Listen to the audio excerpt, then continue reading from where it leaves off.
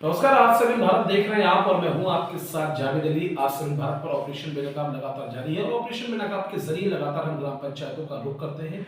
वहां पर मौजूद जो ग्राम प्रधान है उनका जो भी कामकाज है उसका पूरा ब्यौरा आपके समक्ष रखते हैं। आज हमारी मौजूदगी बदायूं जिले के उज्जैनी विकासखंड क्षेत्र के सिरसौली गाँव में है। सिरसौली गाँव के मुखिया की बात करें यानी कि प्रधान जी की बात करें तो बेहद संवेदनशील और उच्च स्तर पर काम कराने वाले एजुकेटेड इसके अलावा जमीनी स्तर से जुड़े हुए शख्सियत हैं। इनकी तारीफ के कसीदे हम नहीं बल्कि आसपास के प्रधानों ने खुद पढ़े कि ये संवेदनशील होकर उच्च स्तर पर काम कराते हैं, मेहनत और लगन के साथ काम कराते हैं, बेहतर स्वभाव के हैं।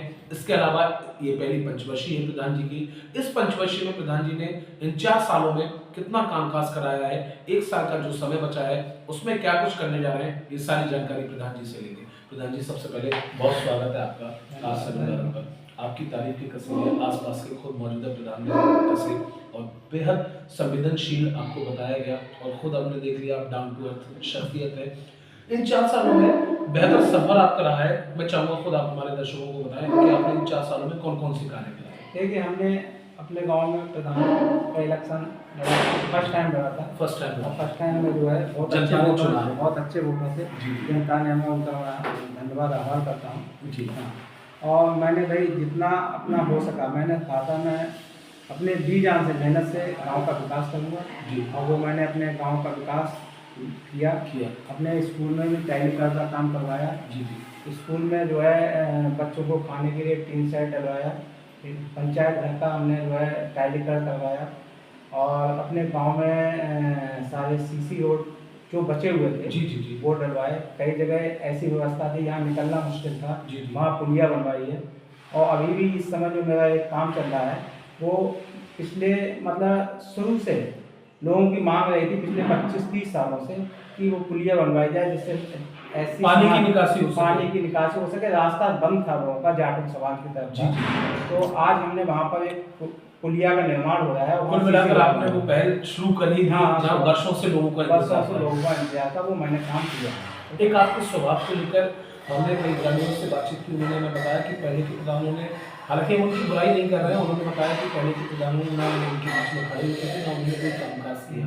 आप जब से चुने गए आपने हर वर्ग को एक साथ लेकर चलते हुए आपने उनकी पेंशन भी लगवाई, जितने भी पात्र थे उन्हें शौचालय भी दिए और आवास भी दिए। देखिए, हमने अपने गांव में 25-26 आवास हमारे गांव में दिए हैं, ठीक है, जिनको जो जायज पात्र थे उन लोगों को आवास दिए गए हैं। बिल्कुल। लेकिन पहले जो भी प्रधान रहे हम किसी की बुराई करना नहीं चाहते, हमारा ये नहीं है और ना ही हम किसी जनता का ये चाहते हैं। हम जनता ने हमें वोट बैंक से जिताया है तो हमने सबको एक समान तरीके से देखते हैं। हमने कभी ये नहीं देता पक्षपात वाला, हमने कोई भेदभाव नहीं दिया किसी के साथ में कि हमारे लिए किसी ने वोट दिया नहीं दिया, हमें इससे कोई लेना देना नहीं। एक महत्वपूर्ण जानकारी मिली, अपने गांव में सभी कास्ट में सभी लोग मौजूद रहते हैं। आप 24 घंटे जनता के बीच में बने रहते हैं। जो भी उनकी समस्याएं होती हैं, जन समस्याएं होती हैं, उनका निस्तारण आप खुद यहीं करते हैं। हमारे गांव में 17 कास्ट हैं, मतलब हर कास्ट है, ऐसी कोई कास्ट नहीं हमारे कास्ट नहीं, मतलब यहाँ पर नहीं। तो मैं अपना पहले मैं दिल्ली रहता था, लेकिन जब से मैं प्रधान चुना गया हूँ मैं अपना समय यहीं पर देता हूँ। कभी जैसे हम लोग रिश्तेदारी में दावत खाने जाते हैं इसी हिसाब से अपने दिल्ली जाता हूँ आवास में घूमने 1-2 दिन के लिए, उसके बाद फिर वापस अपने यहाँ आ जाता हूँ। उसके बाद जनता को पूरा समय आप दे रहे हैं। प्रधान जी, बहुत सारी ऐसी चीज़ें हैं, हमने चूँकि आप खुद एक एजुकेटेड है, आपने सरकारी स्कूलों पर या यूँ शिक्षा को लेकर बेहद जोर दिया है। आपने बच्चों के लिए मिड डे मील के खाने को लेकर साफ तौर पे कह रखा है। प्रधान अध्यापक से हमें ये जानकारी सारी मिली कि बच्चों को शुद्ध और साफ खाना मिलना चाहिए। हमने बहुत सुधार किया है इस काम में, ठीक है। स्कूल में मिड डे मील को लेकर हमने खुद भी चलाया था। अगर हमें कहीं पे हम व्यस्त हैं तो हमने अपने टीचर को भी कहा कि आप लोग चलाओ, बिल्कुल, ठीक है। तो अभी भी हमने दिया कि अभी हम कुछ व्यस्त हैं तो आप जो है अपना मिड डे मील करो, लेकिन हम उसमें देखभाल करते रहते हैं। हाँ, देखभाल करते रहते हैं और हम शिक्षा का स्तर भी देखते हैं। स्कूल में जाके बच्चों से भी पूछते हैं खड़े करवा के कि मैं खुद पोस्ट ग्रेजुएट हूँ।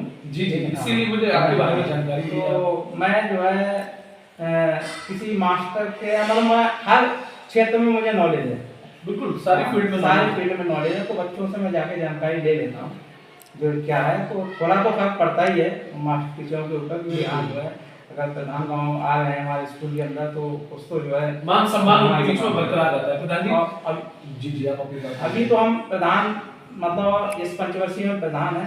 हमने अपने गांव के लोगों के लिए सुविधा के लिए हमने अपना बहुत कुछ योगदान दिया है। हमने अपने गांव में एक बरातघर बनवाया था अपने प्रधान होने से पहले। प्रधान होने से जब आप दिल्ली रहते थे उस समय आपने हमने बरातघर बनवाया। बरातघर हमने बनवाया था 2009 में, जबकि प्रधान 20 में चुने गए। 2020 में प्रधान चुने गए थे।